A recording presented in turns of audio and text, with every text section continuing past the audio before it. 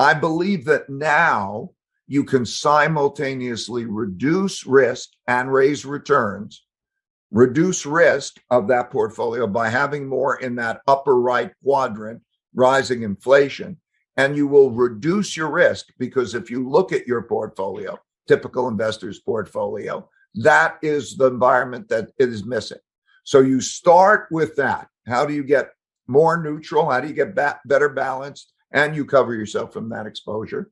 And then you make your tactical moves around it. And the tactical moves, again, should not be in those debts. It should be very well diversified.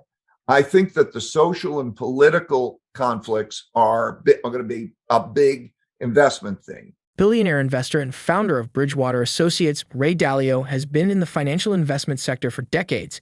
He founded the world's largest hedge fund in 1975 and started serving as the firm's chief investment officer in 1985. Dalio is regarded as one of the greatest innovators in the finance world, having popularized many commonly used practices, such as risk parity, currency overlay, and global inflation index bond management. In a recent interview, the veteran investor speaks extensively about how investors can avoid severe risks and make returns despite the decade-high inflation rate in the United States, Canada, the UK, and several other countries in the world. Dalio urges investors to seek assets that are known to perform well during periods of high inflation. Most importantly, the billionaire urges everyone to avoid fiat currencies. We will now take you to Ray Dalio's interview. But before we do, please take a little time to hit the like button, subscribe to the channel, and don't forget to drop your comments and observations in the comment section below. Thanks and enjoy the video. My main things are, first, cash is trash, and that there's in bonds and debt, it's not going to be good, and the claims of financial assets.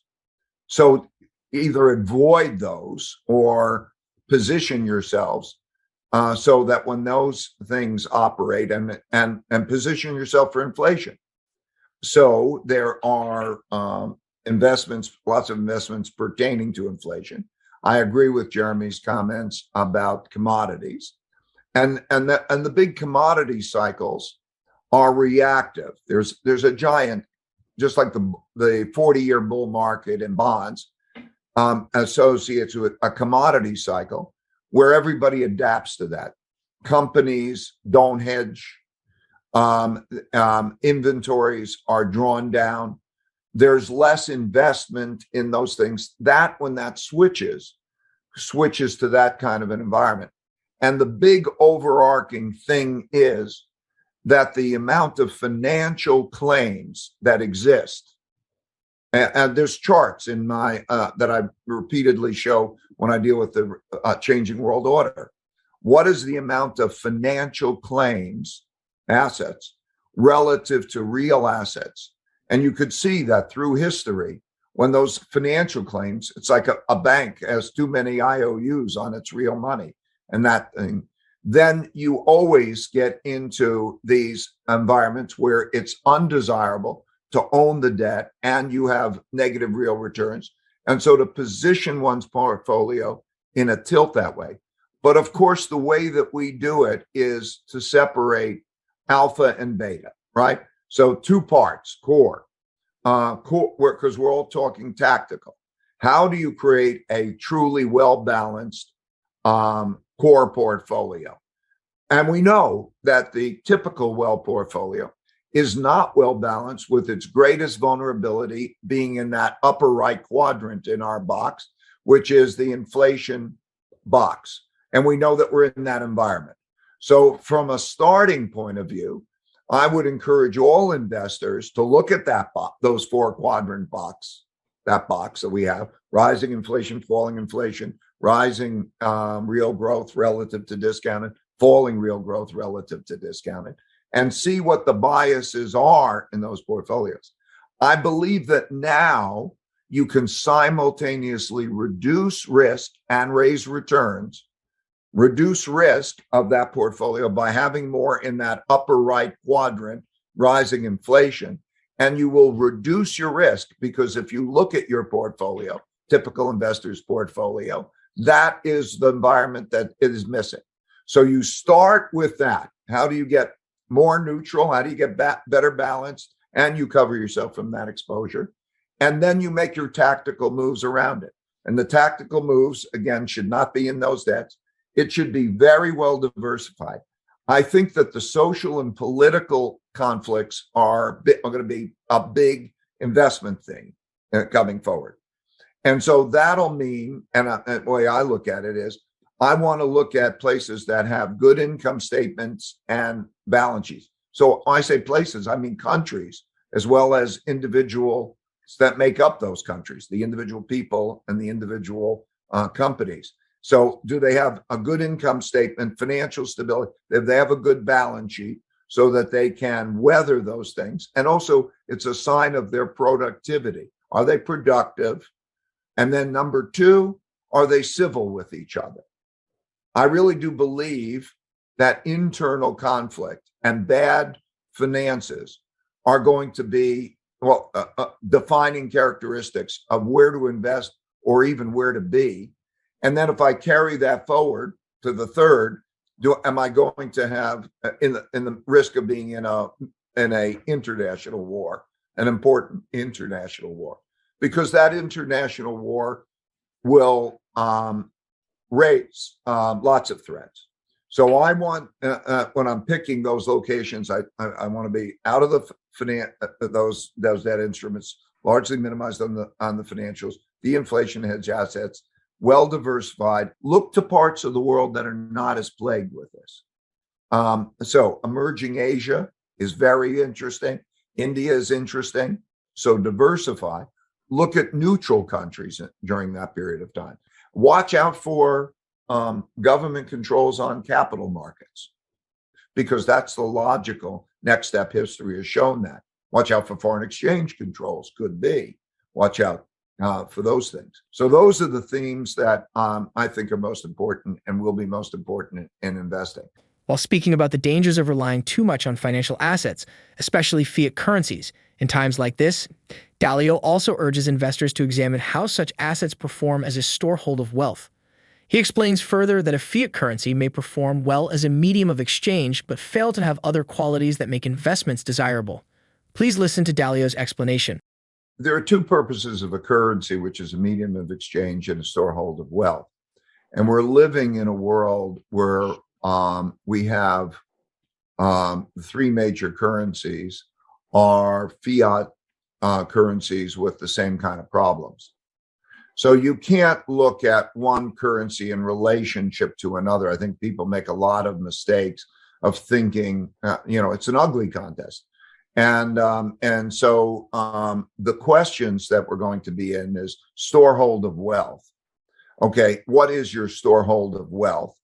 And a money is a storehold of wealth that also is widely accepted in other countries so that you can move it around. It's not just limited to currencies. Don't think that medium of exchange is the only important thing. So think about the store of the wealth.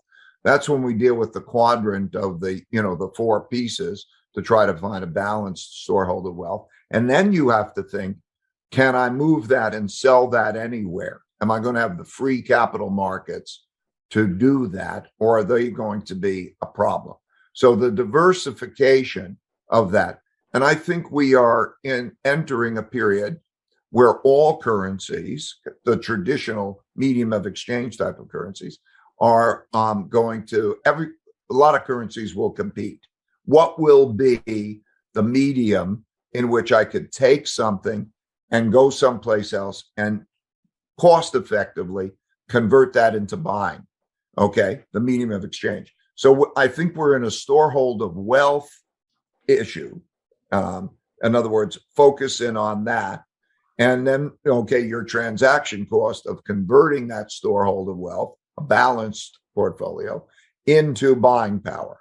And then you transact, because even in the worst inflations, the worst environments, the currencies, most of the time, still could be mediums of exchange, even though they're devalued.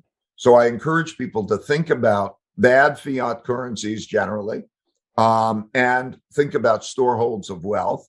and what the liquidity is, and think about even what capital wars look like. And in terms of storeholds of wealth, I'm wondering if you have any particular asset in mind.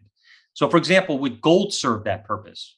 Gold as a overlay on a portfolio, on top of a portfolio, works like an insurance policy. Gold is a dead asset. It just sits there.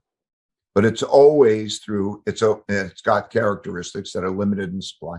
One of the most important things, it's the third highest reserve currency held by central banks.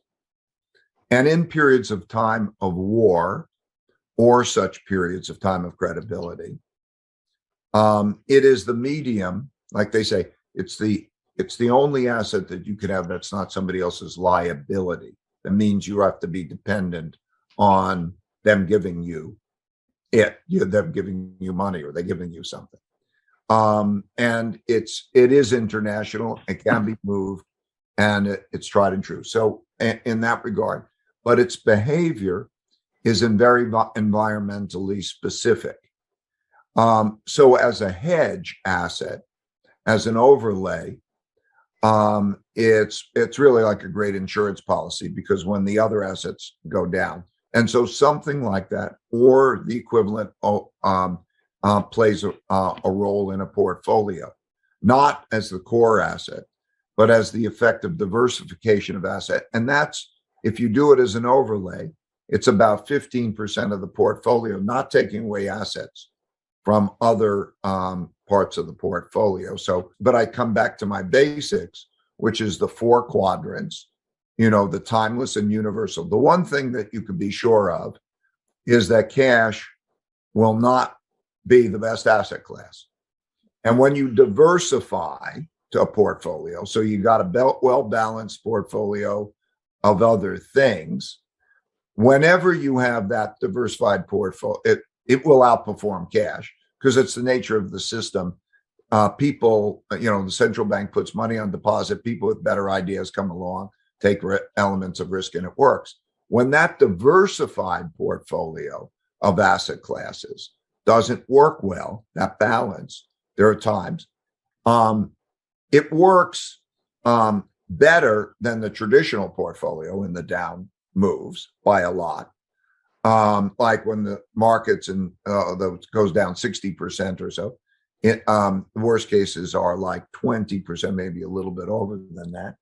And it never stays there, because central banks can't let capitalism, which is dependent on those other assets performing a higher return than cash, can't let that continue. So they come in there and they produce money and credit, and it produces the pop. So I think in terms of, like, again, I want to emphasize what I said before, think in terms of storeholds of wealth, how you can move it from country to country where it's acceptable, and that way, and don't view money just through that idea of the fiat currency, because a fiat currency is cash, is short-term cash, and cash is trash. While Dalio did not outrightly mention cryptocurrencies in this part of the interview, we believe solid crypto projects like Bitcoin contain the qualities that the billionaire says are not available in assets like gold and fiat currencies. It is one of the best performing asset classes, and in its short years, it has outperformed many giants of the finance world. What do you think about Ray Dalio's market outlook and insightful suggestions for all categories of investors? Please share your views below, and remember to give this video a thumbs up. Thanks for watching.